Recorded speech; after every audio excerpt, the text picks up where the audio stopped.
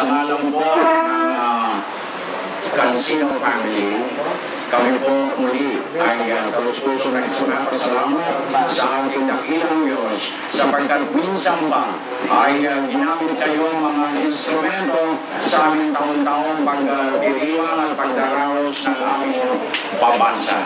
Maraming salamat sa ngalan ng Cuadro de Alas ng Nabotas, sa ngalan po ng ating mga kabalikat sa Caloocan City, sa pamumuno ni Balaing Esther, of course, at sa lahat ng mga kabalikat natin.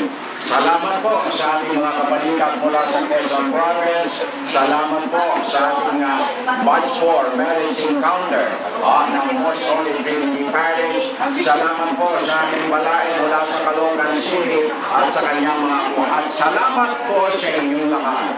At inaasahan po namin na sa ngalan ng ating Panginoong Diyos, muli na naman tayo magkakasama-sama sa darating na taong 2017 para sa ating taunang pabasa.